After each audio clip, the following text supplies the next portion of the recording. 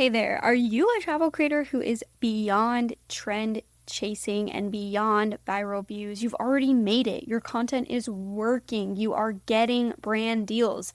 But now you're kind of like a deer in headlights. Well, it might be because you are treating your travel content creation like an influencer and not a business owner. Over here, I've created the only business building community for established travel content creators who need to save time and create a bigger impact online. We're building this together and you're totally invited. There's literally no community for successful travel content creators who want to build actual businesses and not just chase followers. The first round of this program is very limited to a small number of creators because I want to keep it that way. We're building this together. You literally get one-on-one personalized support with me for a really good deal, if I don't say so myself. To get in on the travel creator business plan, you're going to need to send me a message on Instagram and I will send you all the details. Hey travel creators, welcome back to another episode. I'm so happy you're joining me. One fun recent update for you is I just got a Hatch alarm clock, which has been fun. I tried to pitch UGC Hatch for a long time and I think I'm still gonna try, but let me know, do you guys have a Hatch? Do you have like a sunrise alarm clock? Like what's going on with it? I really am enjoying it so far and it's only been about 4 days. So I'd love to know anybody who might have one, feel free to come through.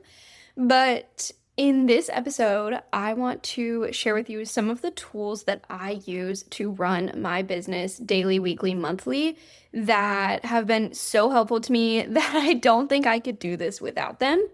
And I want to share this with you because this will give you some ideas of, oh my gosh, what tools can I use? What tools should I be using to take my content creation into a business? So I'm going to pull up my phone here and get my list out of what tools so I don't miss anything. Okay, so I could talk about business tools forever. I just think they're so fun to like learn what other people are using. I'm obsessed with like how people do things and what they're using to do those things. So the first tool that is one of my favorites is Bento. I have talked about Bento before, but essentially it is a pitching software for creators and I use it for UGC and I pay for the VA version, which is $50 a month. And I actually did the math recently and I get a 401% ROI on the $50 a month I spend. It comes out to being, I get $5.10 for every $1 I spend on Bento, which is pretty amazing. It sends for me 400 pitches a month. And then additionally, I can go in and send more pitches if I wanted to like target something really specific. Love it so much. I've made thousands of dollars from pitching on Bento. If you want to try Bento, I also will drop a code below in the show notes so that you can get on there and try it for yourself. Highly recommend. Another tool that I have only recently started using this year is Airtable. And it has become so helpful for the automated pitching software that I have set up for myself. So I built a automatic pitching and follow-up system using Airtable, Zapier, and Gmail.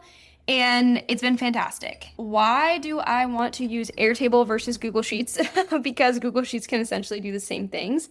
Two main reasons for me so far. One, Airtable is more than just creating a similar looking spreadsheet than Google Sheets. It actually has automations built into it. So that's what helps me set up this automatic follow-up pitching sort of like system that I have set up there.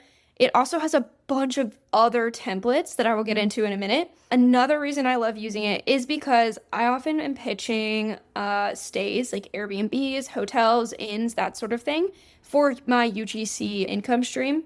And I wanted a way to stand out to these places I am pitching. And so I created on Canva a little like PDF that shows like some of my more recent work, basically just like a media card, a way for me to stand out because these places are receiving a lot of emails. And I also wanted to do a mail merge in Gmail, which Gmail and Google Sheets, which I've done before and is very easy. Anybody can go in and learn how to set that up.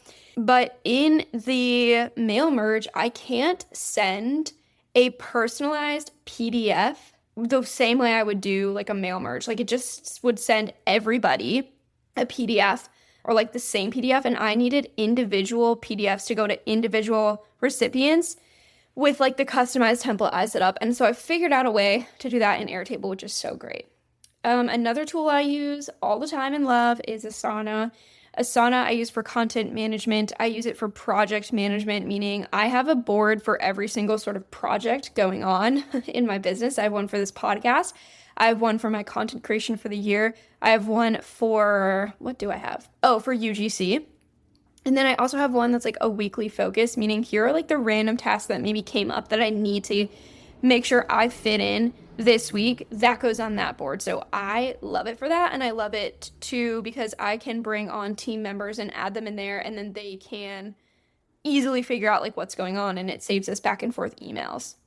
I do actually love and use Google Sheets. It just makes things so much easier to have that option. And of course, like I said, I've been using Airtable since the beginning of the year, so all of my other data is on Google Sheets that I will be transferring over, but Google Sheets is fantastic. I use it for tracking my analytics.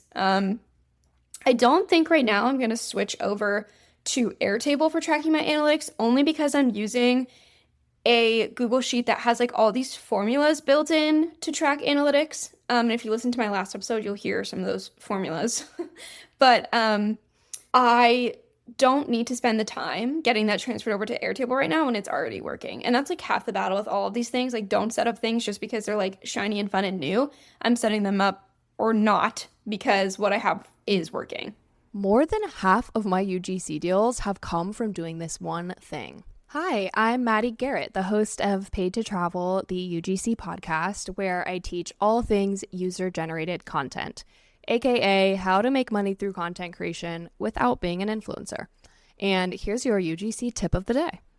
More than half of my UGC deals have come from doing this one thing, sending follow-up emails. So many brands either don't see your first email or read it and forget about it. Sending follow-ups puts you back in their inbox and shows that you really want to work with the brand. Do not sleep on follow-ups, you guys. Seriously, you're not being annoying. You're being persistent and showing up for what you want. And keep showing up. Send those follow-ups. If you want to learn more about UGC or listen to the Paid to Travel podcast, you can find more info in the show notes. Back to you, Laura. Okay.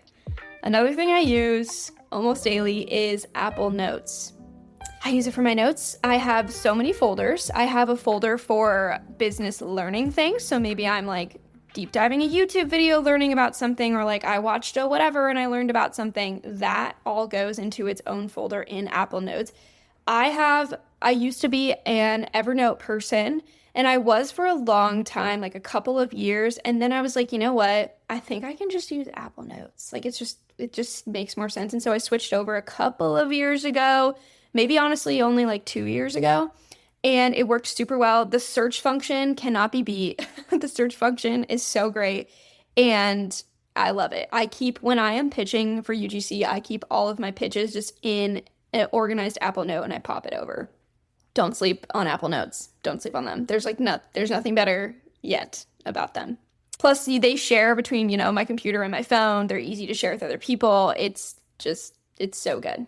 Oh, and one thing I created on Apple Notes is a note titled The Dumping Ground, and that is when I have like something random that I just need to note, but it doesn't like fall into any specific category. For example, some of the things I have in my dumping ground, I can actually pull it up for you here via real live. The dumping ground. I have in it some like random notes. So I have in it maybe like a newsletter idea that came up. Mostly I use it to keep track of brands that I love to use. Like, for example, I found this local soap maker. This is so random, but like where else am I going to put this note? I found this random soap maker who makes this amazing soap, and I used it up. And instead of keeping the label of the soap that I used and loved, I just put it in my Apple Notes. And then I'm like, oh, okay, yeah, that was the thing that I loved. So I use it for those random stuff like that. I'm pulling up more things. I have links here to some of my past work. Like, it's kind of a mess, and that's like the point, so that I can then set a date to go clean up the dumping ground and maybe move some of the things that ended up there into the proper Apple Notes. So like when I'm like on the go and I'm like, oh, I have a podcast idea, I'll throw it in the dumping ground, and then later I'll clean up the dumping ground and move that idea to the proper place. I have content ideas in here. I have every year I keep a list of the X number of things I learned for like my age that year. And so I keep that list in here. I have like a random caption I wrote one time. I have random phone numbers. I don't know what that is. Different product ideas. There's so much in here. Hold on. Oh, I have quick links. So I have like a link in here that links to my like discovery call form. I have a quick link to my podcast guest form. I have a quick link to stuff like that. So if I'm like, oh, I need to add this to an email real quick, I know where I can go and find it. I also have a tab or a little like header that says cool stays. And then like if I'm like scrolling on social media and I come across a Airbnb or anything and I'm like, whoa, that looks so cool, I would love to go there or like learn more about it, I'll grab the link and put it in the dumping ground so that I can look at it if I'm ever going to that place. I also have a header that includes travel apps that maybe I don't need right now, but maybe later, like Windy, Open Single app, things like that. Open Signal app, not single. And then I have the list that is random. Like literally one of the things on the random header is how to remove yellow stains from shirts. Okay, like where are you going to put that link? In the dumping ground. Soap I love, I told you, custom sweatshirt, the kind of protein powder I like, I have the name of it there. I have another name of a villa in Bali I wanted to go to. I have, a hike that I wanted to do in Glacier National Park. I have a link to a keyword tool that I thought was cool. I have a link to granola butter that I thought was yummy. And then I have a header that says to listen to. So this is like when people are like, oh my gosh, did you listen to this podcast? Are you listening to this podcast? I put those things in here as well. That's pretty much it. That's the dumping ground.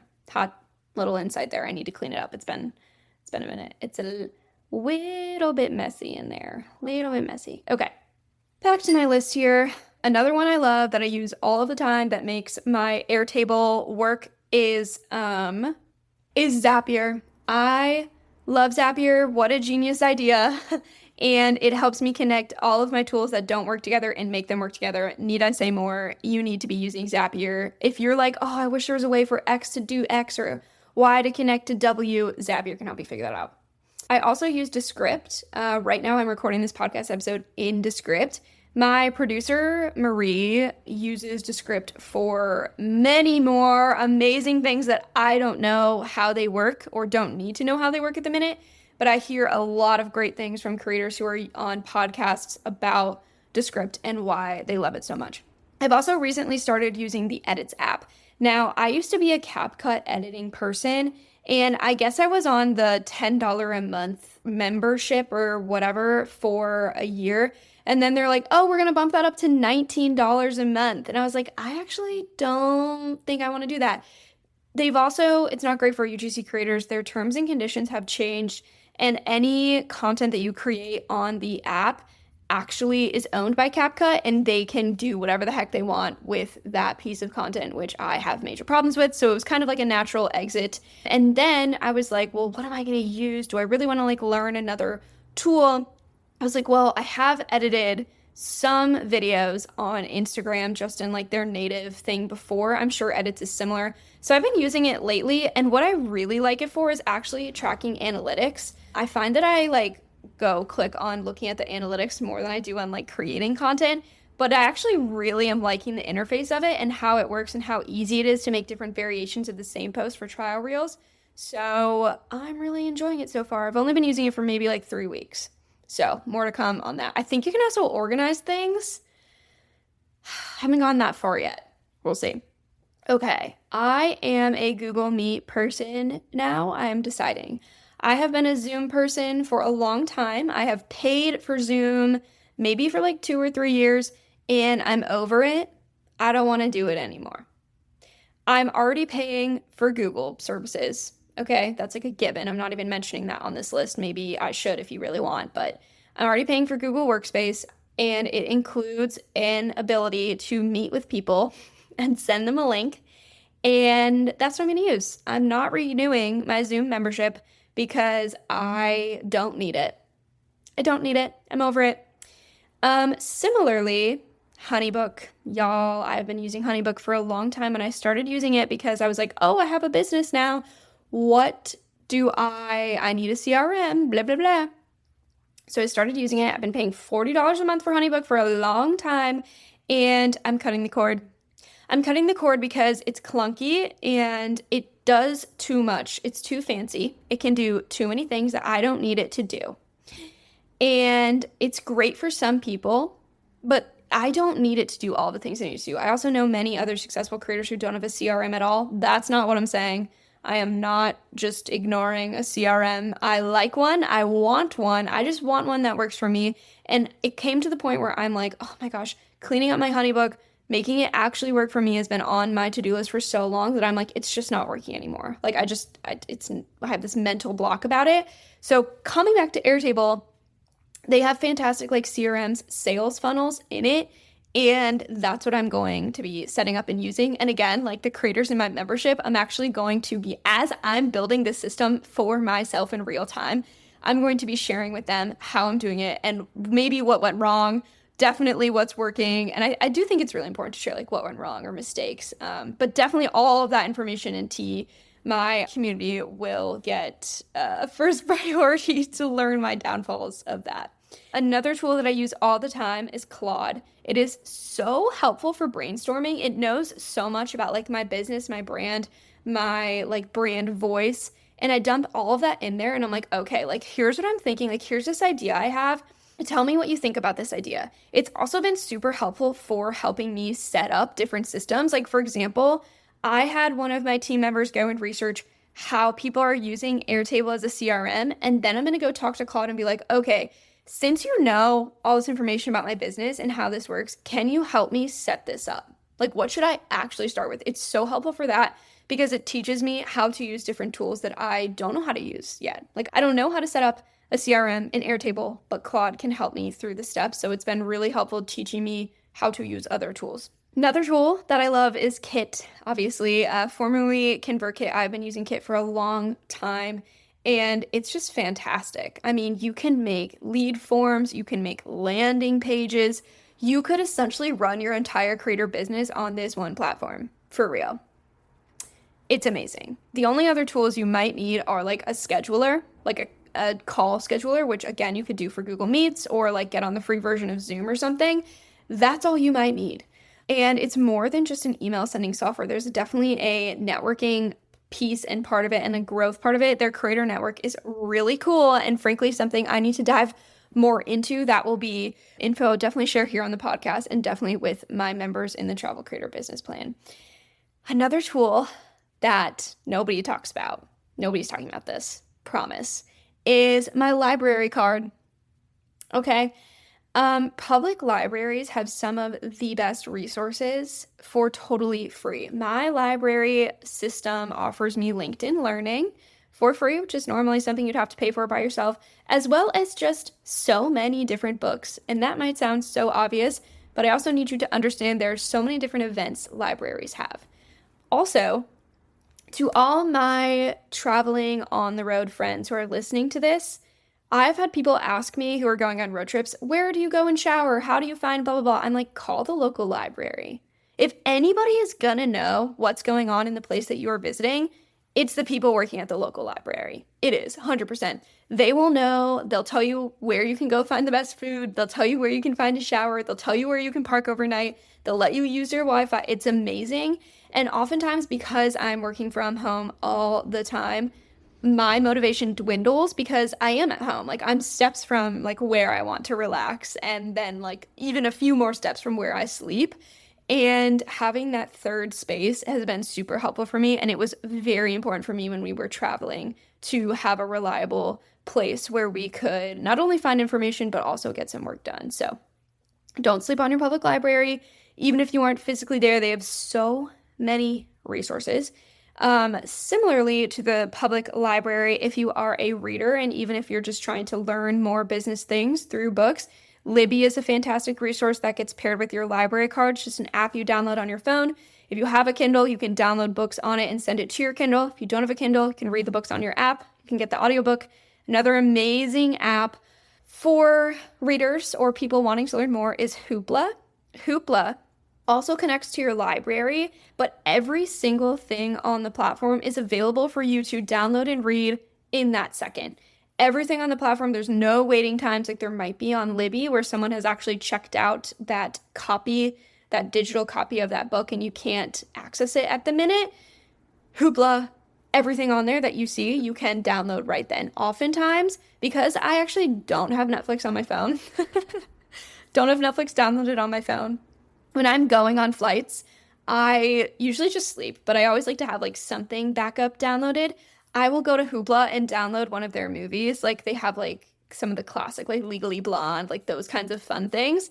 I'll download that movie to my device, and then I have something to watch if I want to, but most of the time I just read or sleep. Okay, I will stop talking about libraries now and how fantastic they are, but I promise you, you need to not sleep on them. Like, they're insane. And like one of our most important resources, I think, is a community. Anyway, I hope this episode really opened your eyes to some of the behind the scenes of what I am using every single day in my business. There's definitely other tools that I'm missing. Like on that initial list, I forgot Kit, which is something I use all the time. So I think I might have to revisit this episode to be really dive deep into every single thing I'm using. Because I think I just thought of another, like toggle for time tracking to see how long I'm taking on certain tasks. Love that. That also helps with like billing. So then I know like, okay, it actually took me X number of hours to do this project. Great. I can increase the price for blah or whatever. Love that so much. So anyway, as you can clearly see, I have missed a few that are vital to my everyday. So if you have any other systems or tools you are using, I want to hear about them on Threads or on Instagram. I have recently discovered Threads within the past few weeks, and it has been so fun. So I highly recommend hopping over there and being my friend. But until then, I wish you happy creating. Go get a library card. Okay? Go get a library card and message me on Instagram and tell me you did it. All right. I'll see you next week.